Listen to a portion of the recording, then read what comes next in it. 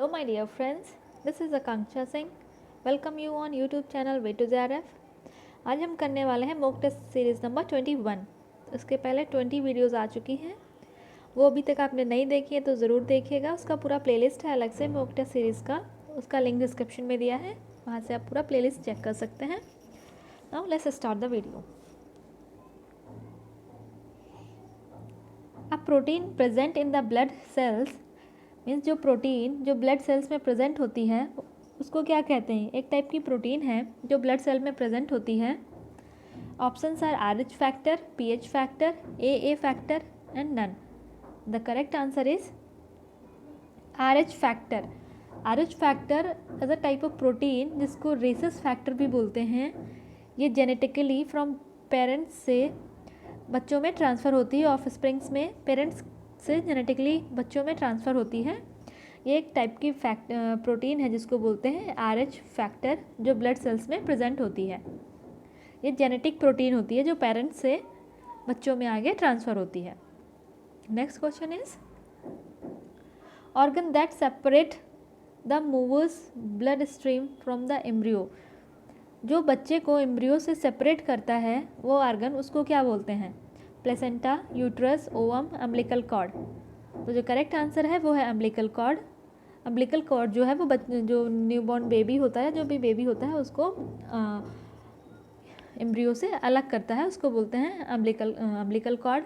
And जो placenta होता है, ये जो बच्चा है, जो बेबी है, उसको न्यूट्रिएंट्स एंड ऑक्सीजन और न्यूट्रिएंट्स, ये सब जो न्यूट्रिशनल रिक्वायरमेंट है उसको ट्रांसपोर्ट करने में हेल्प करता है। यूट्रस जहाँ पे ये मीन्स ओवम एंड एम्ब्रियो वो एग एंड ओवा, जब egg means egg and sperm fuse करके बनाते हैं ओवम, और ये ओवम जहाँ पे सेट होता है जाके, जहाँ से इसको फर्टिलाइजेशन होता है और यहाँ से ग्रोथ स्टार्ट होती है, उसको बोलते हैं यूट्रस।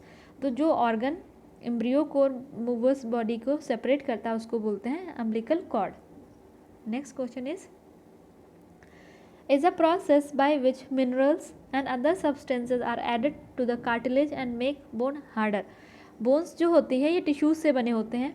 जब ये कार्टिलेज टिश्यूज़ धीरे धीरे हार्ड होते रहते हैं, जब कार्टिलेज टिश्यू मीन्स जो सॉफ्ट टिश्यू होते हैं, जब ये धीरे धीरे इन पे और टिश्यूज़ जमा होते रहते हैं, ये हार्ड हो जाता है। जब ये हार्ड होता है तब ये बनता है बोन। और ये बोन जो टिश्यूज़ के हार्ड होने के और बोन बनने की जो प्रोसेस है उसको क्या कहते हैं?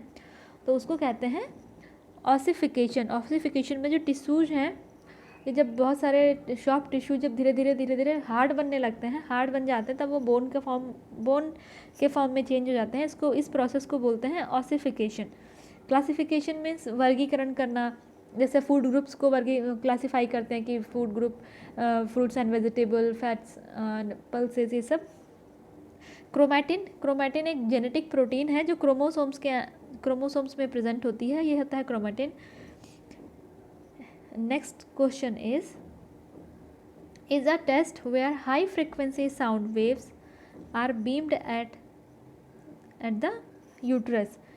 यूट्रस पे जो हाई फ्रीक्वेंसी साउंड की कुछ बीम जब यूट्रस पे डालते हैं उसको क्या बोलते हैं? मीन्स एक टाइप का टेस्ट है जिसमें बहुत ज़्यादा हाई फ्रिक्वेंसी की जो बीम्स हैं या हाई फ्रिक्वेंसी जो साउंड वेव्स हैं उनको यूट्रस के ऊपर डायरेक्ट किया जाता है, यूट्रस के ऊपर डायरेक्शन दिया जाता है उनको। तो उस टेस्ट को क्या कहते हैं? तो दिस इज़ अल्ट्रासाउंड। अल्ट्रासाउंड में यूट्रस के ऊपर जो एक हाई फ्रिक्वेंसी साउंड वाली बीम्स हैं, वेव साउंड बीम्स हैं, उनको जब यूट्रस पे फॉल ऑफ करते हैं, यूट्रस पे जब उनको फॉल करते हैं, तब यूट्रस के अंदर जो बेबी है उसमें कुछ रिएक्शन देता है, उसमें कोई मूवमेंट होता है, और वो मूवमेंट जब रिकॉर्ड किया जाता है उसी को बोलते हैं अल्ट्रासाउंड। फीटोस्कोपी मीन्स थ्रू निडल और सिरिंज, फीटस में जो एमनियोटिक फ्लूइड है उसको निडल के थ्रू बाहर निकालना, उसको बोलते हैं फीटोस्कोपी। एक्सरेज पता है, जब बोन वगैरह का एक्सरे कराते हैं। ELISA test for HIV। ठीक है। The next question is child development is a field of study devoted to the understanding of all facts of human growth and development. Means child development एक ऐसी field है study करने की जहाँ पे human growth और डेवलपमेंट से related सारे फैक्टर्स को स्टडी किया जा सकता है। ये डेफिनेशन है। ये डेफिनेशन किसने दी थी? तो ये डेफिनेशन दी थी बर्क ने। उन्होंने कहा था कि जो चाइल्ड डेवलपमेंट है फ्रॉम चाइल्ड से ले, जब न्यू बॉर्न चाइल्ड है उसका डेवलपमेंट, अगर पूरी साइकिल उसके डेवलपमेंट की साइकिल पढ़ते हैं तो ये इतनी वास्ट फील्ड है, इतनी ज़्यादा बड़ी फील्ड है कि उसमें ह्यूमन की ग्रोथ से लेकर डेवलपमेंट तक के सारे फैक्टर्स को स्टडी किया जा सकता है। ये दिया था बर्क ने। Next question is vernix caseosa. ये क्या है? वर्निक्स कैसेओसा क्या है? Options: covers entire body of fetus to protect against jerk, agent which cause damage, prevent skin from chapping, it is a period of fetus। तो correct answer है ये Wernicke's कैसियोसा एक चिपचिपा सा कुछ बोल सकते हैं गम टाइप स्ट्रक्चर होता है, चिपचिपा सा होता है, या फिर पूरी स्किन को कवर करता है। प्रिवेंट स्किन फ्रॉम चैपिंग, जो स्किन को डैमेज होने से या कहीं पे उसकी स्किन में चैपिंग होने से बचाता है। ये एक जेल टाइप सब्सटेंस होता है जो पूरी में एक मोम टाइप, जैसे वैक्स होता है ना, वैक्स टाइप सब्सटेंस होता है जो पूरी स्किन पे लगा होता है। और covers entire body to fetus to protect against jerk. तो जो फीटस को जो प्रोटेक्ट करने के लिए होता है वो अम्नियोटिक फ्लूइड्स जो होता है या एमनियोटिक जो लेयर्स होती हैं वो फीटस को जर्क से प्रोटेक्ट करती हैं। और जो वर्निक्स कैसियोसा का काम होता है वो स्किन को चैपिंग होने से, चैपिंग मीन्स उसको स्किन को बाहर निकलने से या स्किन को खींचने से बचाता है। तो ये हिंदी में है। Next is primarily socialisation take place, means सामाजिकरण कहाँ कैसे स्टार्ट होता है? Primarily socialisation takes place. Option है infancy, childhood, adolescence, all of the above. Simple सी बात है, सोशलाइजेशन तो फैमिली से ही स्टार्ट हो जाता है ना, कि जैसे ही फैमिली में मीन्स पेरेंट्स, फिर sister brother and family members, फिर उसके सोसाइटी। तो सोशलाइजेशन जो है प्राइमरी, जब इन्फेंसी स्टेज में बच्चा फैमिली से रिएक्ट करता है वहाँ से सोशलाइजेशन मीन्स जो सोसाइटी के कल्चर्स हैं, जो वहाँ का एनवायरनमेंट है उसको सीखना। तो जब इन्फेंट जब होता है वो फैमिली से ही सोशलाइज होना स्टार्ट कर देता है। तो ऑल द अबव, इन्फेंसी हो गया, चाइल्डहुड हो गया, एडोलसेंस हो गया, सारी स्टेजेज हैं, ऑल द अबव, ये सारी स्टेजेस सोशलाइजेशन में हेल्प करती हैं कि बच्चा या चाइल्ड बड़ा है या एडोलसेंट है, एडल्ट एज में जो भी है, तो सारी स्टेजेस सोशलाइज होने में हेल्प करती हैं। क्योंकि हर एक स्टेज में हर सोसाइटी के अलग अलग नॉर्म्स होते हैं, अलग अलग कल्चर होते हैं। तो each and every stage is important for the socialisation.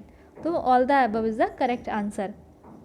Next question is men's special mental ability can be distinguished at the age of.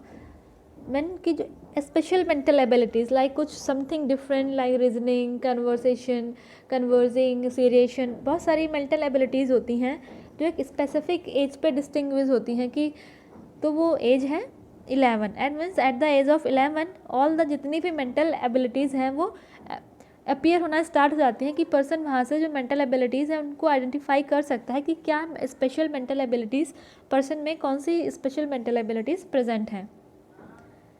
The cause of phobia could be, phobia means डर, means डर का क्या कारण है, तो क्या cause हो सकता है, डर का क्या कारण हो सकता है फोबिया का। Social, emotional, classical conditioning, none. तो जो करेक्ट आंसर है वो क्लासिकल कंडीशनिंग है। यहाँ पे क्लासिकल कंडीशनिंग का मीनिंग ये ले सकते हैं कि कुछ मीन्स आप जैसे रास्ते से जा रहे हो या कोई भी रास्ते से जा रहा हो, वहाँ पे अचानक से कोई जानवर आके अटैक कर दे या कुछ, तो ये जैसे किसी जानवर ने आके अटैक किया तो उसके बाद नेक्स्ट टाइम जब भी रास्ते से कोई उस रास्ते से निकलेगा तो वहाँ पे एक थोड़ा सा डर रहेगा कि हाँ वो जानवर दोबारा तो नहीं आएगा। तो ये फोबिया है, कॉज ऑफ फोबिया। इसको बोल सकते हैं कि अनकॉन्शियसली कोई भी चीज़ आके अचानक से कोई चीज़ें, कुछ एक्सीडेंट हैपन हो जाए या अनकॉन्शियस थिंग्स हैपन हो जो जिनके बारे में पहले सोचा नहीं था कि हाँ रास्ते से जा रहे हैं तो कोई जानवर आ जाएगा या कोई प्रॉब्लम हो जाएगी, एक्सीडेंट हो जाएगा। तो ये कुछ अनकॉन्शियस चीज़ें हैं जिनकी वजह से फोबिया हो सकती है। और एक क्लासिकल कंडीशनिंग एक टर्म है जिसको दिया था इवान पैवलो ने। उसमें इन्होंने stimulating conditioning and non stimulating conditioning के बारे में बात किया है। तो ये इवान पैवलो की एक थ्योरी है क्लासिकल कंडीशनिंग। और कॉज ऑफ फोबिया उसको भी बोलते हैं क्लासिकल कंडीशनिंग। दोनों में क्लासिकल कंडीशनिंग का मीनिंग डिफरेंट डिफरेंट है। Next question is a child with learning disabilities is likely to have difficulties with. बच्चा जिसको लर्न याद करने में डिसेबिलिटी है तो उसके साथ क्या क्या प्रॉब्लम्स हो सकती हैं, क्या क्या कठिनाइयाँ हो सकती हैं उसके लिए। Options are maths, reading, eligible hand writing, English. अगर कोई बच्चा है उसको याद करने में प्रॉब्लम है तो उसको जो मेन जो उसके साथ जो प्रॉब्लम होगी वो होगा maths. Next question is a process of change which is relatively independent of experience.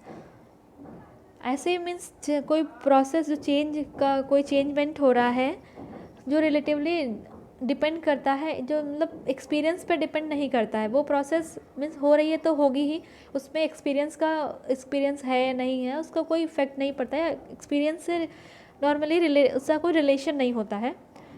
Learning and doing ये एक्सपीरियंस से रिलेटेड होता है।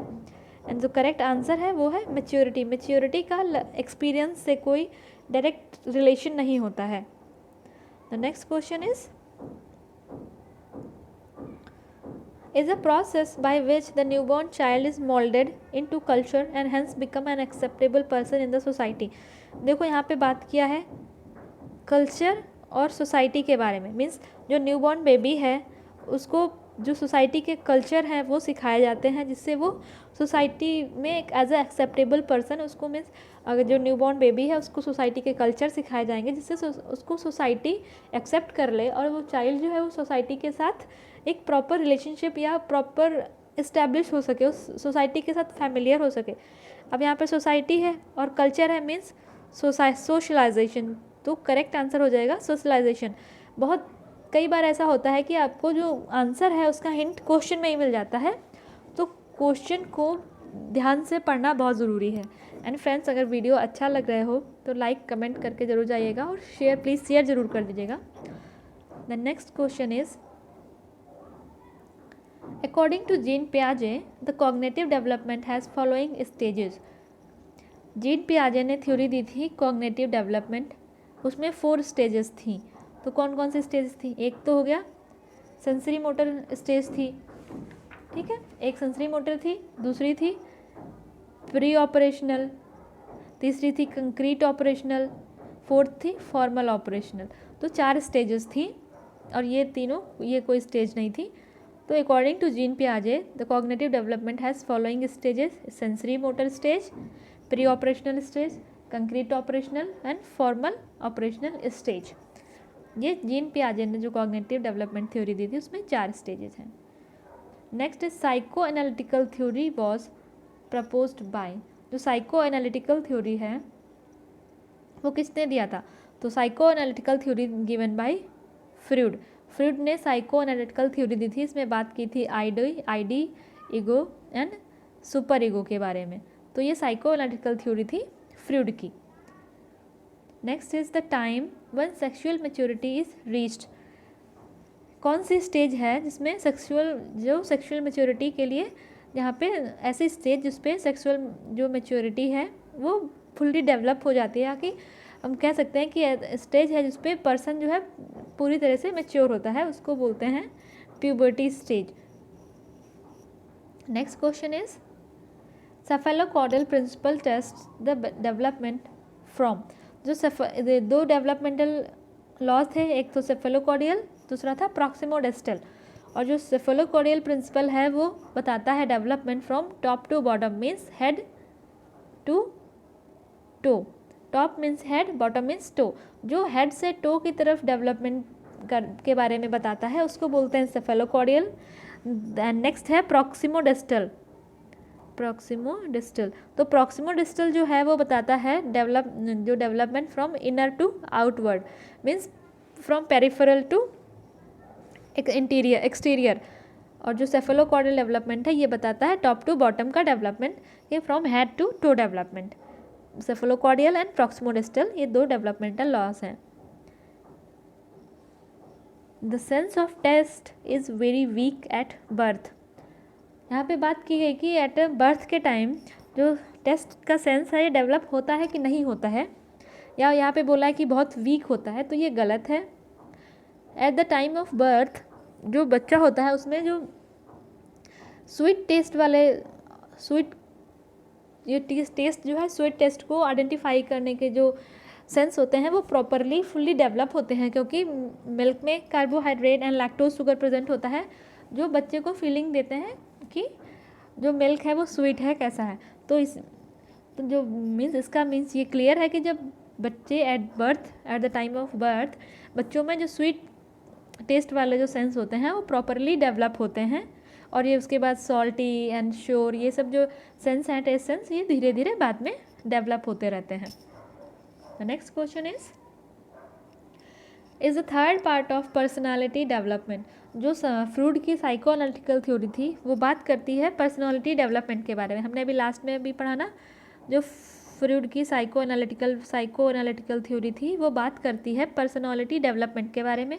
उसमें 3 फैक्टर हैं, ID, ego and super ego, means number 1, number 2, number 3। यहाँ पे बहुत सिंपल है, उन्होंने पूछा कि थर्ड पार्ट क्या है, तो थर्ड पार्ट है super ego, ID, ego and super ego. Super ego is the third part और ये बात करता है पर्सनालिटी डेवलपमेंट के बारे में।